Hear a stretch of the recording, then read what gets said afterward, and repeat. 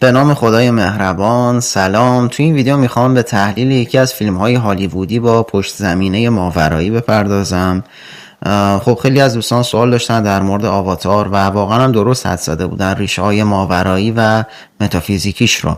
خب خیلی در مورد فیلم ارباب حلقه میدونن ریشه های ماوراییش رو، اما در مورد فیلم آواتار که یکی از فیلم های خیلی خیلی معروف هالیوودی هست و آقای جیمز کامرون هم یکی از کارگردانای خیلی مشهور و سطح بالای هالیوود این فیلم رو تولید کرده. باور بکنید یا نه، برای اولین بار تو فضای مجازی یا کلا حقیقی میخوام ریشه های ماورایی این فیلم رو، آواتار رو و ناوی ها رو بگم به چه موجودی برمیگرده و یه موجود فرابعدی هم هست و میخوایم با هم داستانش رو هم که اون هم یه زمینه ماورایی داره با هم بررسی بکنیم. اول در مورد کلمه آواتار بگم خدمتتون. خیلی ها خصوصا ما فارسی زبون ها وقتی کلمه آواتار رو میشنویم فکر میکنیم خب این یک کلمه انگلیسیه، یک کلمه غربیه.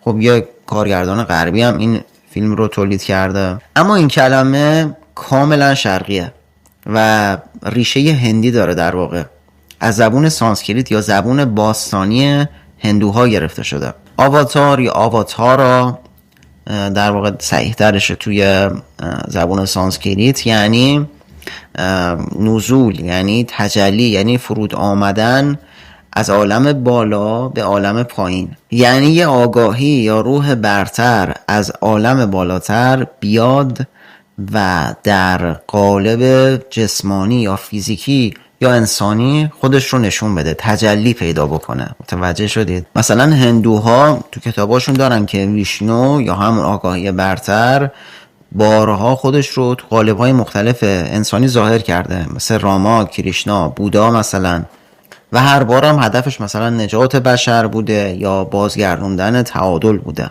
آقای جیمز کامرون که از کارگردانای خوب خیلی گفتم سطح بالای هالیوودی هستن، ایشون یه فیلم دیگه هم در حوزه ماورایی دارن که مربوط میشه به موجودات زیر دریا که حالا بعداً اگر فرصت شد در مورد صحبت میکنم. ببینید دوستان، کارگردانای سطح بالا و قدر هالیوودی اینها مشاوران مدیوم دارن.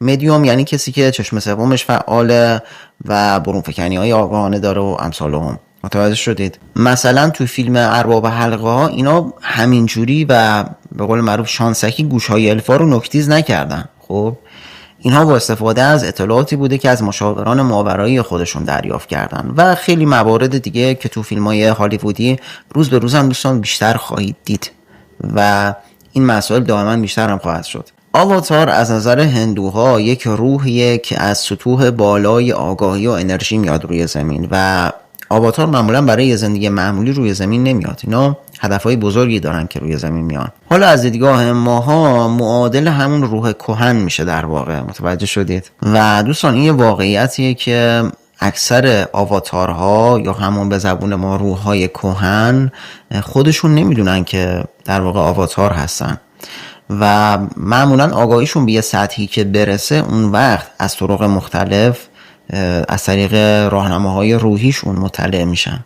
ببینید دوستان، مفهوم آواتار توی واقعیت اینه که من خدمتتون عرض کردم و خب توی فیلم ها کلن الهام گرفتن هست. اینجوری نیست دقیقا همون واقعیت نشون داده بشه.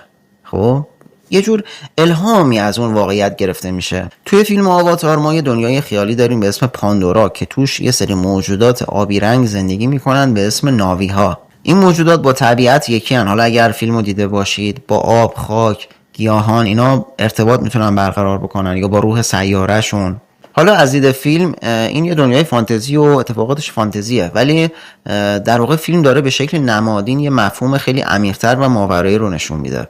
در واقع خود فیلم یه مفهوم عمیق‌تری از آواتار بودن در زمین. اما چه ارتباطی بین این فیلم و داستان روح و وجود ما هست؟ از دید ماورایی همونطور که توی فیلم یه انسان یا همون جیک سالی میتونه ذهنش رو وارد بدن یک موجود دیگه بکنه و از اون طریق زندگی بکنه، روح ما هم در واقع دقیقاً همین کارو میکنه. روح ما هم از یه دنیای بالاتر، از یک آگاهی بالاتر، از یک بعد نوری وارد این بدن فیزیکی میشه و یک تجربه زمینی به دست میاره. بدن ما مثل یه وسیله است برای تجربه این جهان. همونطور که جیک سالی توی فیلم ناوی رو کنترل میکرد، در واقع روح ما هم این جسم ما رو داره کنترل میکنه. توی فیلم کم کم جیک سالی با انرژی ها ارتباط برقرار میکنه، با دنیای اطرافش ارتباط برقرار میکنه و با روح سیاره‌اش یکی میشه. همونطور که جیک سالی توی فیلم کم کم با دنیای اطرافش ارتباط برقرار کرد و یاد گرفت که بره توی حس، بره توی حضور و اون موقع بود که واقعا زنده شد. ما انسان هم همین رو تجربه میکنیم. روح ما هم ناخودآگاه همین تمایل رو داره، یعنی اتصال پیدا بکنه با عشق برتر، آگاهی جمعی و برتر و اتصال با خداوند. اما یکی از رازهای این فیلم اینه که ناوی‌ها اصولاً از چه موجوداتی ایده گرفته شدن. آقای جیمز کامرون اومده ناوی‌ها رو از پریهای ستاره‌ای که یک سری موجودات بعد پنجمی هستن و کاملا نورن، از اینها ایده گرفته. همینطور هم که میبینید ناوی‌ها در وحدت کامل با سیاره‌شون هستن.